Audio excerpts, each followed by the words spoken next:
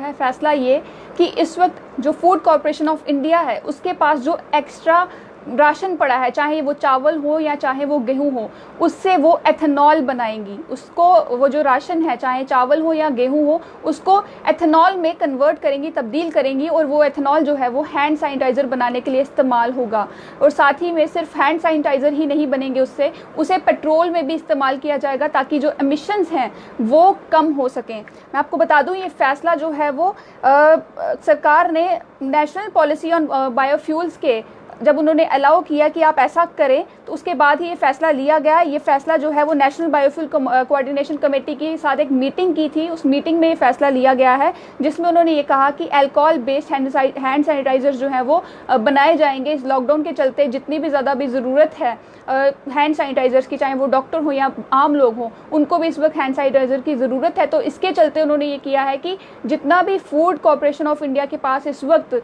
जो स्टॉक है, क्योंकि एक्सपर्ट्स का ये कहना है कि इस वक्त जो stock food corporation of India के पास है, उनकी जो मैं आपको बता दूं कि वो जो बफर नॉर्म्स हैं, बफर नॉर्म्स से 3 गुना ज़्यादा स्टॉक अभी उनके पास मौजूद है। यानी कि जितना स्टॉक होना चाहिए मिनिमम, उससे 3 गुना ज़्यादा इस वक्त स्टॉक जो है वो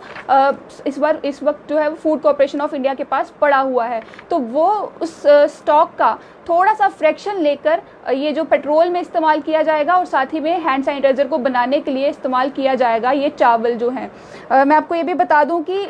ये कहना है कि इसमें बहुत सारी कंट्रोवर्सीज भी हुई। बहुत सारे एक्सपर्ट्स थे जिनका ये कहना था कि अभी लॉकडाउन के चलते बहुत सारे ऐसे माइग्रेंट लेबरर्स हैं, बहुत सारे इस वक्त फैक्ट्री वर्कर्स हैं जिनके पास अभी तक राशन नहीं पहुँच रहा है। बहुत से लोग हैं जो अलग अलग जगहों में फंसे हुए हैं, उनके पास राशन नहीं पहुँच पा रहा है। तो वो राशन जो अभी इस वक्त फूड कॉरपोरेशन ऑफ इंडिया के पास पड़ा हुआ है, क्या वो राशन जो है वो उसकी यूनिवर्सल डिस्ट्रीब्यूशन नहीं हो सकती? तो मैं आपको बता दूं कि यूनियन मिनिस्टर निर्मला सीतारमण ने भी ये कहा था, उन्होंने भी अनाउंसमेंट की थी कि 5 किलो तक का जो चावल है या फिर जो गेहूं का आटा है वो हम हर एक शख्स को फ्री में देंगे। साथ ही में 1-1 किलो जो है वो दालें भी प्रोवाइड की जाएंगी उन सभी लोगों को जो लो इनकम फैमिली जिनकी है, जो कि कम कमाते हैं पैसा, उन तक वो 1-1 किलो दालें और 5 किलो चावल या फिर आटा उन तक दिया जाएगा। पब्लिक डिस्ट्रीब्यूशन सिस्टम के अंडर ये प्रोसीजर जो है वो किया जाएगा, लोगों को ये डिस्ट्रीब्यूशन जो है वो दी जाएगी। लेकिन Indian doctors for piece and development का ये कहना है, उन्होंने इस चीज़ को क्रिटिसाइज़ किया है, उन्होंने गवर्नमेंट के सामने ये बात रखी है, एक तथ्य रखा है उन्होंने सामने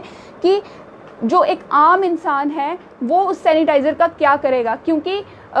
देखा जाए तो सैनिटाइज़र जो है इस वक्त उनकी कीमत बहुत ही ज़्यादा महंगी है। तो एक आम इंसान वो सैनिटाइज़र कैसे अफोर्ड करेगा? इस वक्त ज़रूरत है एक आम इंसान को राशन पहुंचाने की, एक आम इंसान की इस वक्त ज़रूरत है चावल, आटा या फिर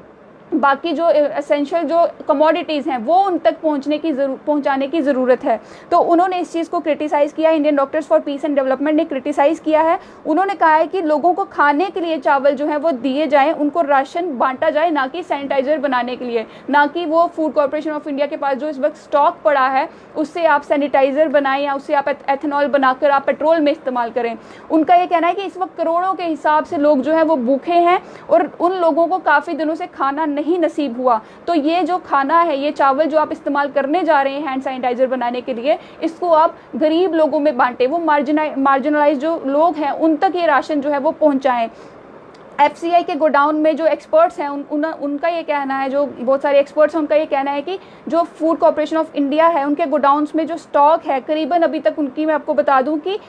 मार्च 2020 तक वो स्टॉक जो था वो 309.76 लाख मीट्रिक टन के करीब जो थे वो चावल थे। अगर मैं बात करूं गेहूं की तो 275.21 लाख मीट्रिक टन जो है वो गेहूं का स्टॉक इस वक्त मार्च 2020 तक जो था वो उनके पास पड़ा हुआ था। तो उनका ये कहना है कि जो कि मतलब